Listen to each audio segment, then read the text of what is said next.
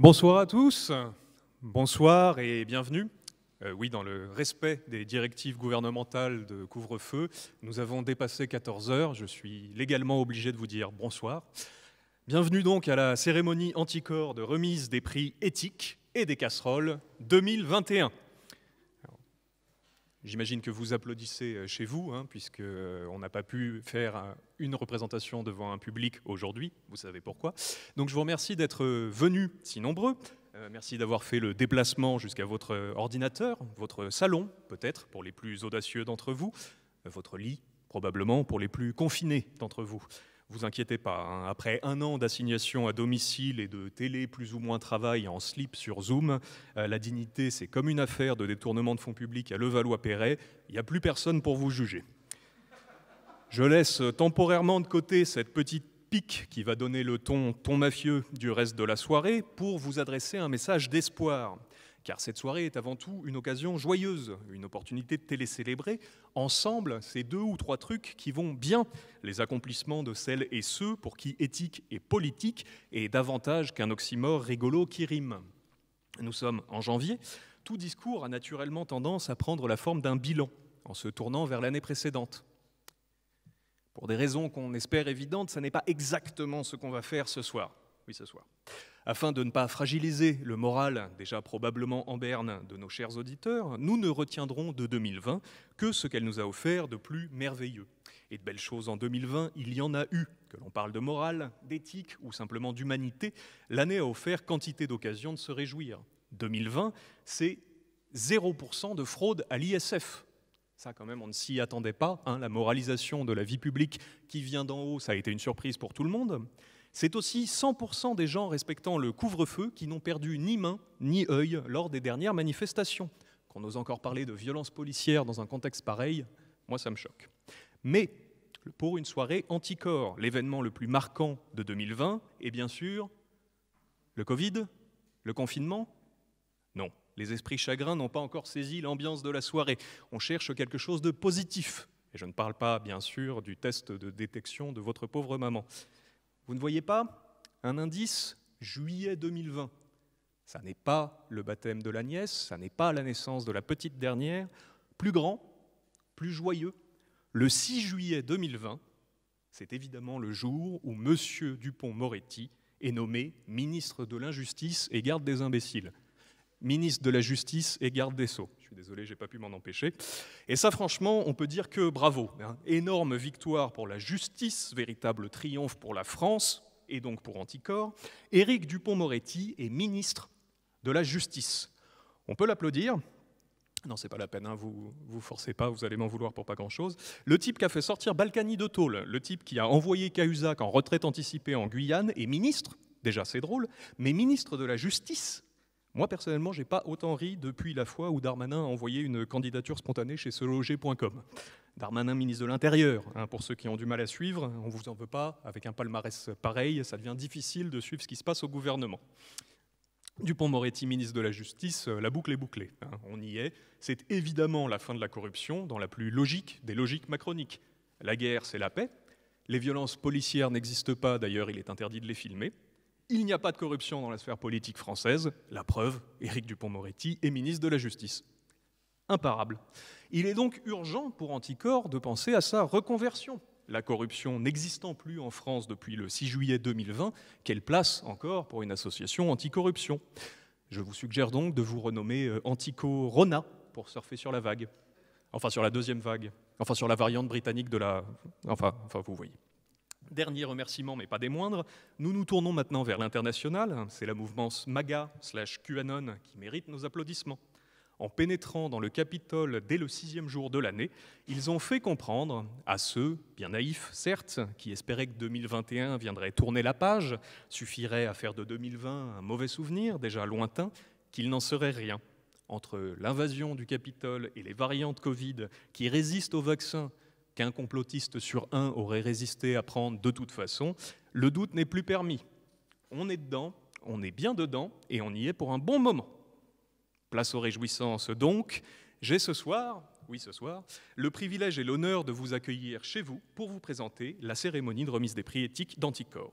Autre versant des affaires de corruption, loin des têtes d'affiche dont vous avez reconnu les noms dans ce discours, nous rencontrerons ce soir et féliciterons les Don Quichotte de la lutte contre la corruption.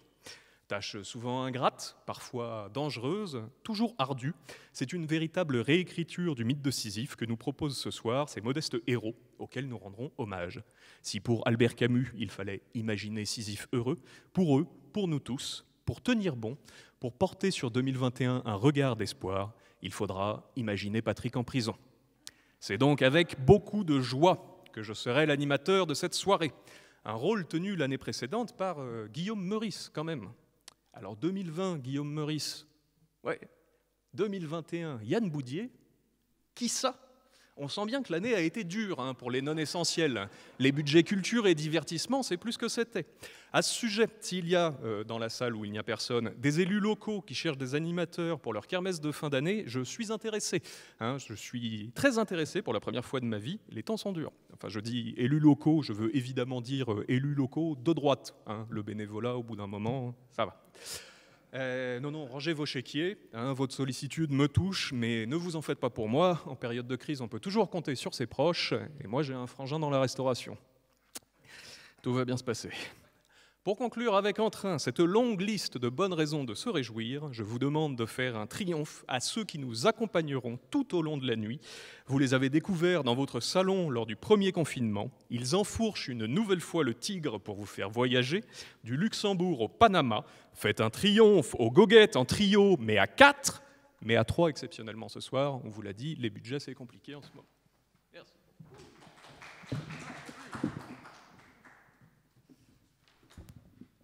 Merci Yann. Et oui, les goguettes en trio, mais à 3, mais à 1 présentement, puisque pour cette première chanson, je vais être seul avant d'être rejoint par mes camarades. Ça va, vous êtes chaud? Il n'y a personne. C'est un peu la première fois qu'on se retrouve à chanter publiquement depuis l'automne. Donc on est un peu rouillé, mais on est très très content d'être là et notamment très content de pouvoir chanter quelques goguettes. Alors pour celles et ceux qui ne savent peut-être pas ce que c'est qu'une goguette, ce sont des parodies de chansons pour parodier l'actualité. Et avec le bureau d'Anticorps, on a fait un petit programme spécial Anticorps, justement. Et cette première goguette est un petit peu nostalgique, puisqu'elle nous ramène au temps béni des Paradise Papers. Je ne sais pas si vous vous rappelez ce que c'est que les Paradise Papers, moi je m'en souviens plus du tout, mais je vais essayer de me rappeler des paroles de ma chanson. C'est une histoire d'évasion fiscale qui avait défrayé la chronique il y a quelques années, sur un air bien connu de Charles Aznavour.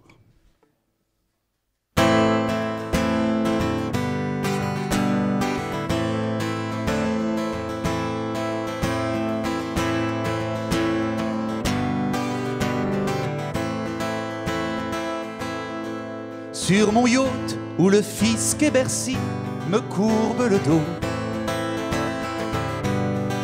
ils arrivent un peu plus alourdis chaque année, les impôts. Je rêve d'un monde merveilleux, un paradis rêvé où les riches vivent entre eux, où rien n'est imposé. Anonyme, une sorte d'Eldorado à TVA zéro, même Bernard Arnault aurait l'air d'un prolo. T'imagines, moi qui n'ai que 4 Ferrari et 22 hors bord. On voudrait ponctionner mes profits sans aucun remords. Emmenez-moi au bout de la terre, au Panama ou ailleurs, c'est pareil. Il me semble que mes affaires seraient plus paisibles au soleil. Mon banquier, il bosse pas au guichet dans une poste à Sochaux. Il connaît des pays bien cachés, même des profs de géo. Il m'a dit je vous fais un pack, en ce moment il y a promo sur des montages opaques, c'est mieux qu'au casino. Pas de surprise, je monte un trust aux Bahamas, une société écran, puis j'investis en masse aux îles Caïmans. J'optimise, moi qui ai l'âme d'un explorateur, version compte offshore. Je sais bien que l'argent n'a pas d'odeur, ni même de passeport. Emmenez-moi au bout de la terre, aux Philippines, au Qatar, c'est pareil. Et tant pis a de la misère. J'ai des bonnes lunettes de soleil, mais voilà que des pseudo-journalistes me tombent dessus. C'est encore un coup des communistes. Comment ça, y en a plus? Ça me rappelle Sarkozy, tout le monde crie au scandale. Cette fois-ci c'est fini les évasions fiscales. Ah, la belle affaire. Ils me font bien rigoler, l'Union Européenne. Bien sûr tout va changer, moi je suis la reine d'Angleterre. De toute façon si je ne peux plus planquer sur terre ma fortune, je m'en fous, je l'emporterai en jet privé, la planquer sur la lune. Emmenez-moi loin de cette terre, sur Uranus, sur Pluton, c'est pareil.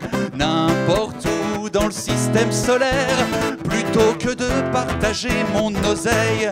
Emmenez-moi loin de cette terre, sur Jupiter, sur Pluton, c'est pareil.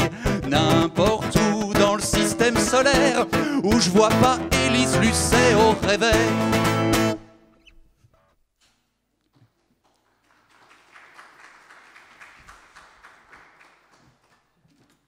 Merci Valentin pour ce beau morceau. Merci d'applaudir chez vous, hein. Ça peut paraître compliqué comme ça tout seul dans sa cuisine, mais on vous entend et ça va nous porter pour le restant de la soirée.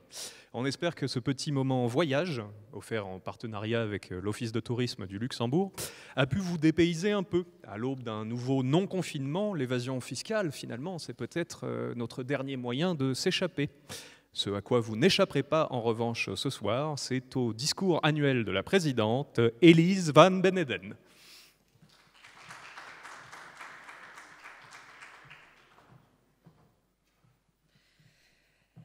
Mesdames et messieurs, bonjour. Bienvenue à cet événement cher à nos cœurs, la cérémonie annuelle de remise des prix éthiques et des casseroles. Anticor, association de lutte contre la corruption, est surtout connue pour ses plaintes. On nous dit procédurier, un peu trop véhément. Il paraît qu'on agace le pouvoir. On nous reproche d'ailleurs de chercher des poux à la majorité. Il faudrait, selon certains, qu'Anticor s'attaque un peu plus à d'autres élus, ceux qui ont un petit peu moins de pouvoir. Mais comme tout le monde le sait, pour abuser du pouvoir, encore faut-il en avoir. Il est donc bien évident que l'action d'Anticor ne vise pas tel ou tel parti, mais des dysfonctionnements dans l'exercice du pouvoir. C'était un message directement adressé à M. Jean Castex, qui a le dossier de renouvellement de l'agrément d'Anticor sur son bureau et qui doit nous donner une réponse avant mercredi. Monsieur Castex, nous ne pouvons pas vous promettre que nous ne porterons pas plainte contre vous après le renouvellement de notre agrément. En revanche, nous pouvons vous promettre que nous ne porterons pas plainte contre vous si vous ne commettez pas d'infraction. Nous nous battons beaucoup contre l'impunité des élus, en nous assurant que ceux qui ont démérité rendent des comptes à la justice et à travers elle aux citoyens. Mais nos yeux et nos oreilles sont aussi attentifs aux actions courageuses entreprises par des élus ou des acteurs de la société civile.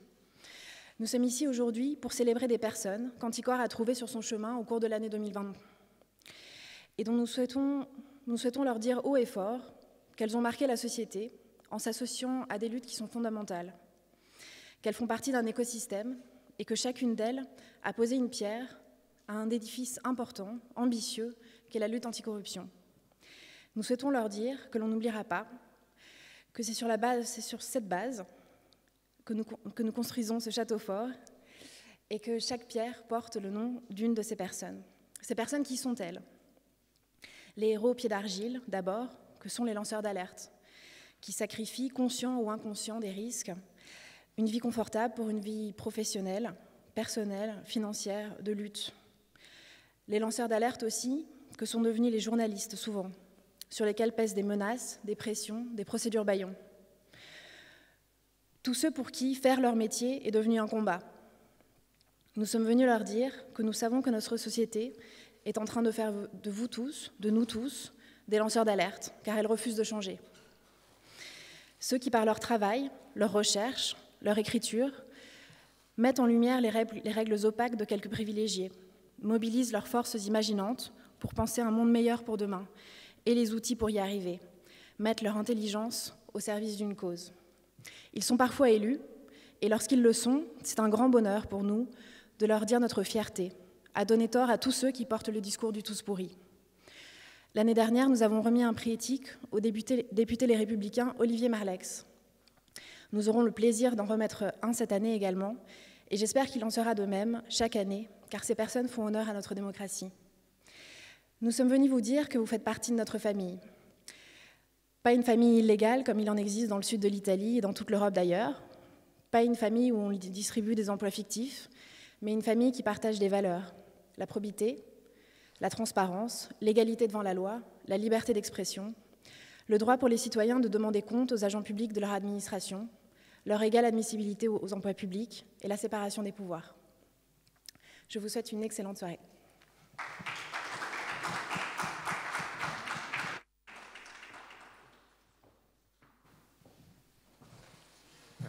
Merci Madame la Présidente pour ce discours. C'est vrai que c'est important de le rappeler, hein. La corruption, c'est un peu comme le chat de Schrödinger, elle ne peut exister que si quelqu'un l'observe. Donc c'est bien de souligner qu'il faut des moyens pour l'observer, que c'est un scandale que ce soit aussi difficile de faire un travail qui devrait aller de soi. Et j'espère que ce discours sera entendu par ceux auxquels il était adressé. Après un petit voyage Luxembourg-Panama, les goguettes en trio mais à 3 vont monter sur scène à 3 pour la première fois de la soirée et vont vous proposer un petit voyage dans le temps cette fois pour ceux qui, à l'inverse de ceux qu'on a mentionnés plus tôt, ont des facilités à faire ce qui n'est pas tout à fait leur travail. Je les laisse vous en dire plus.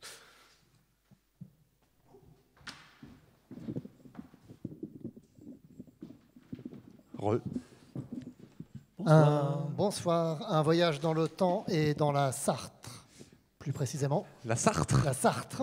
Pas la Sarthe, Jean-Paul. Comme ça. La Sarthe. Le Sarthe, le département. Le département et plus précisément à Sablé-sur-Sarthe. Oui, parce qu'on voudrait continuer cette séquence nostalgie en se remémorant quelqu'un qui nous manque beaucoup, et j'imagine à vous aussi. Je ne sais pas si vous vous rappelez un certain François Fillon. Oui, si, François Fillon, c'était le mari de Pénélope Fillon. Ah, voilà, elle est un peu plus connu, le père des enfants Fillon, le maître de Médor Fillon. Ouais. François Fillon, Fillon, merci. En tout cas, on voudrait lui rendre un hommage aujourd'hui pour la cérémonie Anticorps, puisque, rappelez-vous, c'était en 2017, il nous avait donné pendant la campagne présidentielle une grande leçon de solidarité et de solidarité familiale, notamment. Et en plus, pour une fois qu'un patron payait bien une femme...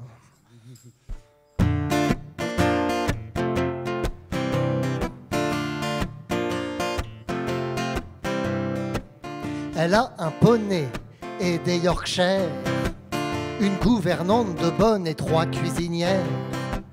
Pour elle, son mari, c'est vraiment le meilleur. Bon, c'est un piètre amant, mais quel employeur. Il lui verse une sorte de revenu universel. Dans son univers, ça tombe bien, il n'y a qu'elle. Il préfère qu'elle ne vienne pas à l'Assemblée. Avec tout le linge qu'il y a à repasser, ne la fais pas bosser. File-lui 500 000, être une femme au foyer. Tu sais, c'est pas si facile au manoir de Sablé. Pas besoin de fossiles pour récolter du blé. C'est un secret de famille. Pour ses jolis yeux, François ne compte pas. À quoi bon compter, c'est l'argent de l'État.